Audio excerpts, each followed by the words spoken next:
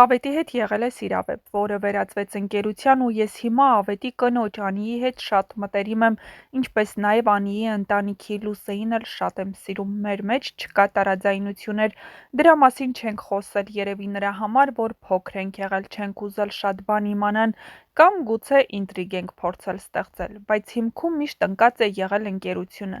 և շատ ուրախ եմ, որ դա պահպանվեց, երկուստեք ենք կարողացել այդ ընկերությունը պահպանել, նաև Ավետն է շատ կիրթ ու խելացի մոտեցել, հասկացել, որ ամեն մեկս մեր անձնական ճանապարհներն ունենք, բայց հիմքում ընկած ընկերությունը փորձել ենք ինչքան հնարավոր է պահպանենք Life-room հաղորդման շրջանակներում խոսելով իր և Ավետ Բարսեղյանի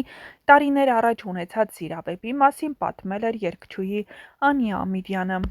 Այնուհետև խոսել իր ու Ստեփան Ղամբարյանի ամուսնալուծության մասին։ Քովիդի ժամանակ, երբ բոլորս մնում էինք տանը, մենք ևս մնացինք տանը, և ես տեսնում էի, թե ինչքան դժվար էր դա տրվում Ստեփանին։ Իր աշխատանքն առհասարակ շատ էր դրսի հետ կապված, և եթե քնելը չհաշվենք, նա 1 ժամ էր տանը մնում, իսկ այս դեպքում պետք էր 24 ժամ մնալ տանը։ Այդ ժամանակ մեր հարաբերությունները մի քիչ լարվեցին, և դժվար շրջափուլ անցանք, այդ փուլից հետո որոշեցինք, որ ես Մարթայի հետ պետք է առանձնանամ իմ տանը, որ մի քիչ հանգստանամ։ 1 տարի ու մի քանի ամիս ես Մարթայի հետ ապրեցի մենակ, առանց Ստեփանի։ Համարվում էինք ընտանիք, ամուսնալուծված չէինք և այդ ամբողջ ընթացքում մի մտքում էր ինչպես փրկել մեր ընտանիքը, նորից վերականգնել հարաբերությունները, ինչպես Ստեփանին բերել ընտանիք։ Կստեմ, եթե ասեմ, որ այդ ժամանակահատվածում չեմ մտածել ամուսնալուծվելու մասին, բայց ինձ համար մեծ պատասխանատվություն էր դա վերցնել իմ ուսերին։ 10 տարին քիչ էր, որ մենք միասին ճանապարհ էինք անցել ու մեծ պատասխանատվությունից խուսափելու համար անընդհատ ասում էի ես պետք է չհանձնվեմ և մենք պետք է պայքարենք։ Հիմա կարող եմ ասել ուրախություն ինձ, Ստեփանն ամբողջ պատասխանատվությունը վերցրեց իր ուսերին։ Մի օր պարզապես եկավ ու հայտարարեց, որ ինքն էլ չի ուզում ապրել ընտանիքում և կրել հավատարիմ ամուսնու դերը։ Հասկացա, որ ոչինչ իմ ձեռքերում չէ, պետք է ընդամենը ենթարկվել այդ պահի խաղի կանոններին և այդպես էլ եղավ։ Այդ պահին նրա որոշումն ինձ տապալեց, բայց ես մեծացա, կարողացա իմ ուսերին վերցնել մեկ այլ պատասխանատվություն։ Մտածում էի արդեն ես մենակ եմ զբաղվելու երեխայի դաստիարակությամբ, ես երբևէ չեմ պատկերացրել ինձ ամուսնալուծված կնոջ դերում։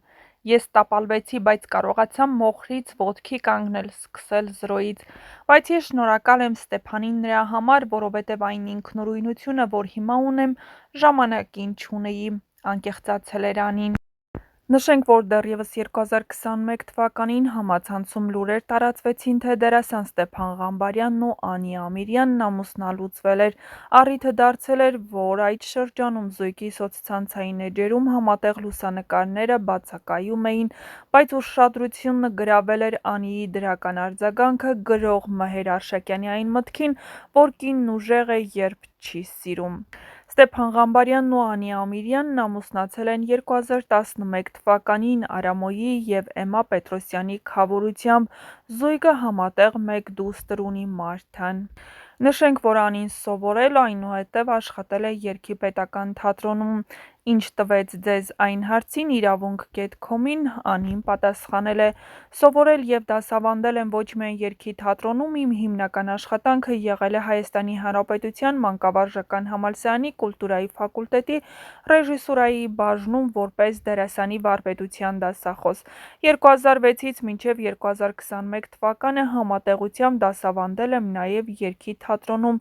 ինչ խոսք հրաշալի տարիներ էին։ Ինչու հրաժարվեցիք երգելուց։ Ժամանակ կար, երբ համերգներն ու բեմից երգելու առիթները շատ էին։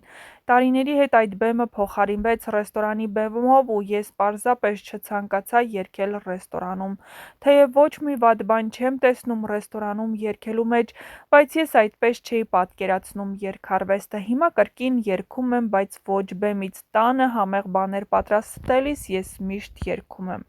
Չեք կարոտում Երգի պետական թատրոնը։ Առհասարակ կարոտում եմ այն տարիները, երբ երգում էի, դասավանդում, ունեի շատ ուսանողներ, ստեղծագործական բուռն եռուզեռի մեջ էի, բայց հիմա ավելի հանգիստ ու երջանիկ եմ։ Ըստ ձեզ հասարակությունը հիմնականում երիտասարդությունը ինչպիսի երաժշտություն է նախընտրում այսօր։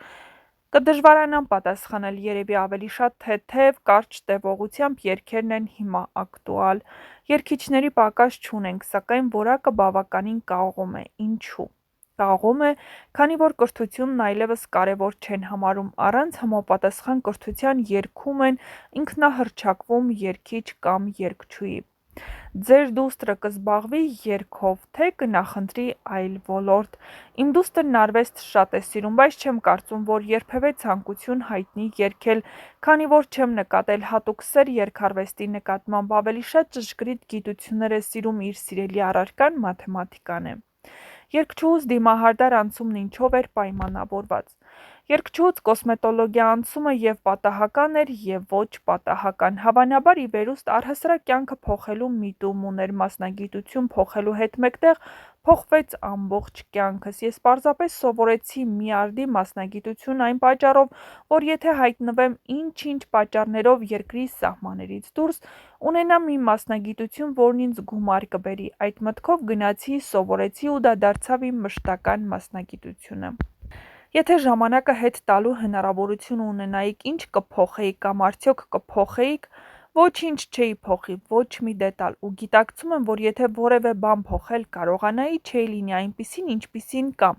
Իմ կյանքի թե դժվարությունները և թե երջանիկ պահերն են ինձ թրծել, կերտել, դարձրել այնպիսին, ինչպիսին հիմա կամ: Հետևաբար գնահատում, սիրում և վայելում եմ կյանքիս ամեն րոպեն և շնորհակալ եմ ամեն ինչի համար: Մեր ընթերցողներին որպես երգիչ և դասախոս ինչպիսի՞ խորհուրդ կտաք: Խորհուրդ չեմ սիրում տալ, կցանկանամ խնդրել, որ միշտ սովորեն: Կյանքը հավերժ դպրոց է, սովորում, քննություն ենք հանձնում, տեղափոխվում կամ մնում ենք նույն դասարանում, բայց ի վերջո սովորում ու տեղափոխվում ենք մի դասարան բարձր: Այնպես որ սովորել, սովորել և կրկին սովորել: